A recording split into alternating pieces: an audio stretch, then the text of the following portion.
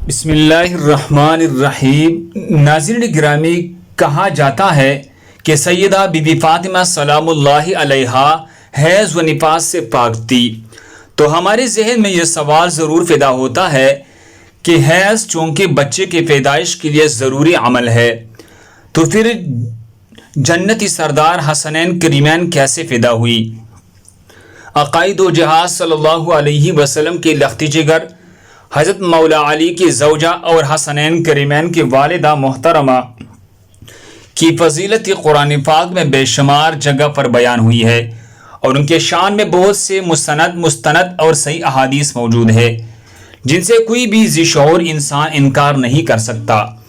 اگر ہم ان کی سب فضیلتیں بیان کرنا شروع کر دیں تو اس میں کوئی شک نہیں کہ مہینوں لگ جائیں گے، لیکن ہم نہ تو سیدہ فاطمہ سلام اللہ علیہا کی مکمل فضیلتیں بیان کر سکیں گے اور نہ ہی ان کا شمار کر سکیں گے۔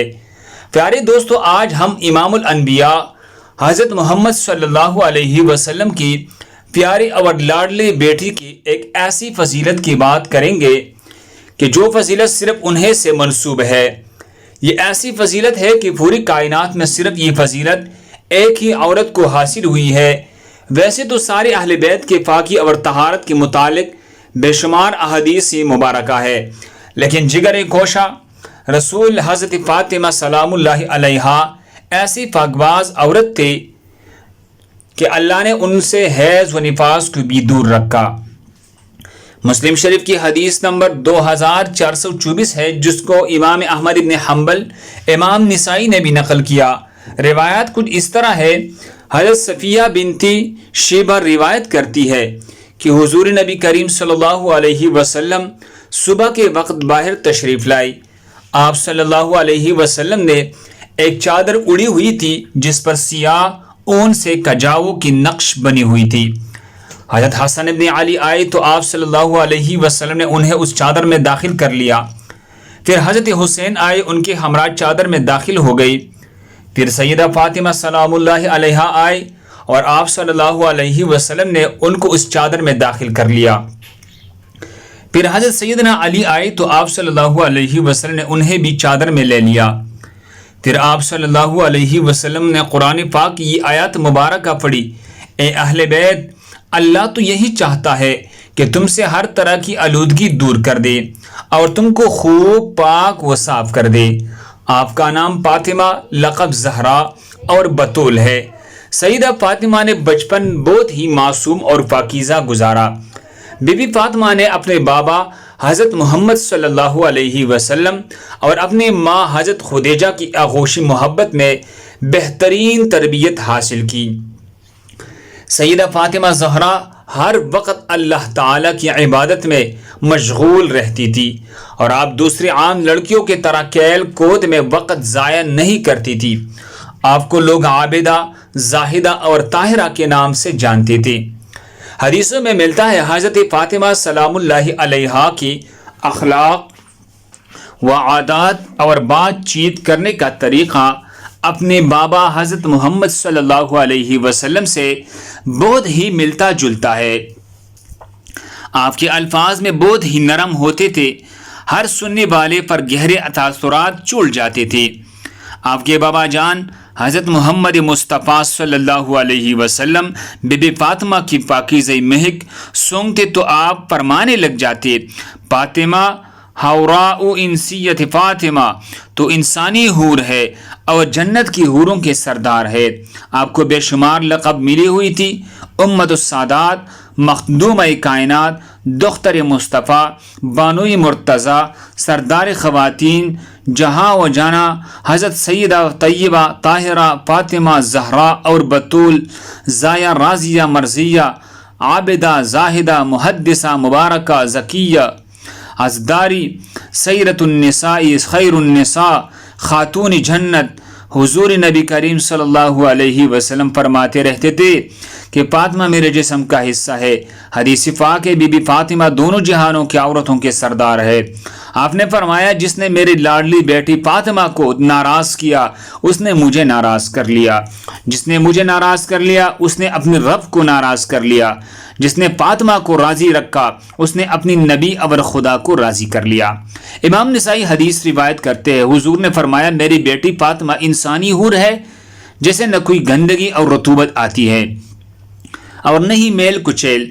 حضرت علامہ جلال الدین سیوطی رحمہ اللہ خصائص الکبریٰ میں لکھتے ہیں جب بھی حضرت فاطمہ سلام اللہ علیہا کے ہاں بچہ پیدا ہوتا تو ایک گھڑی کے بعد ہی نفاس سے پاک ہو جاتی، یہاں تک کہ ان کی نماز بھی قضا نہ ہوتی، اس لیے ان کا نام بھی زہرا رکھا گیا ہے۔ حضرت سیدنا علامہ علاء الدین علی المتقی ہندی خاتون جنت کے شان عظمت نشان میں حدیث پاک نقل کرتے ہیں حضور نبی کریم صلی اللہ علیہ وسلم نے ارشاد فرمایا میری بیٹی فاطمہ انسانی شکل میں حوروں کے طرح حیض و نفاس سے پاک ہے۔ یہ روایت کنز العمال میں موجود ہے اور حدیث پاک میں ہے ان علی ان النبی صلی اللہ علیہ وسلم مل بطول فإنا سمعناک یا رسول اللہ یقول ان مریم بطول و فاطمہ بطول البطول التي لم ترحمت قط اے لم يحز فإن الحیض مکروہ فی بنات الانبیاء۔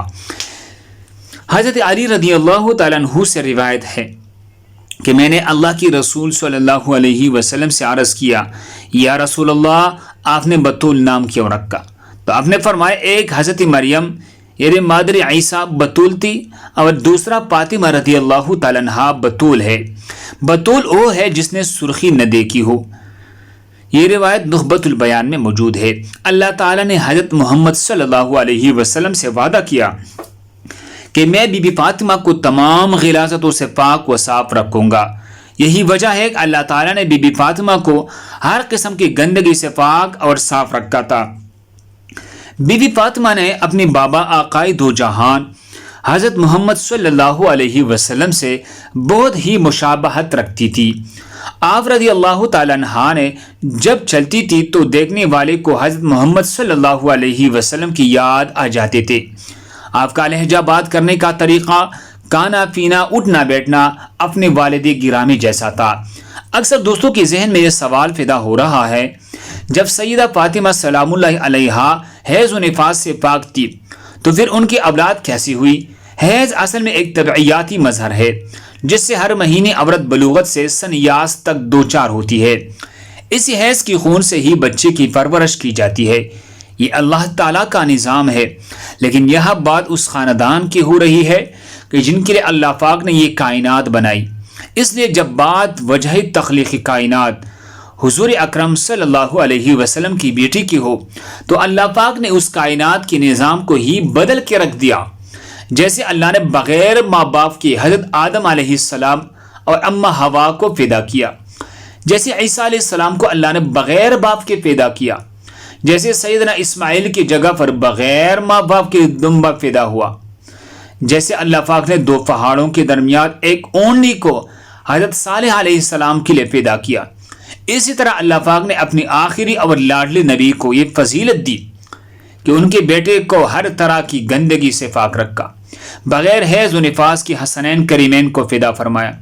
آئیے دوستو دعا کرتے ہیں ہم آج سے اپنی زندگی کو خاتون جنت کی سیرت طیبہ پر عمل کرتے ہوئے گزاریں گے، اپنے والدین کے آنکھوں کے ٹھنڈک بنیں گے اور ہر ایک کے ساتھ حسن سلوک سے پیش آئیں گے۔ اللہ ہم سب کو اس پر عمل کرنے کی توفیق عطا فرمائے۔ دوسری مسلمانوں کے فائدے کے لیے آگے ضرور شیئر کریے۔ ناظرین گرامی، اس طرح خوبصورت واقعات کے لیے، اللہ کی رضا کے لیے ہمارے چینل کو سبسکرائب کریں۔ اللہ آپ کو جزائے خیر دے۔ جزاکم اللہ۔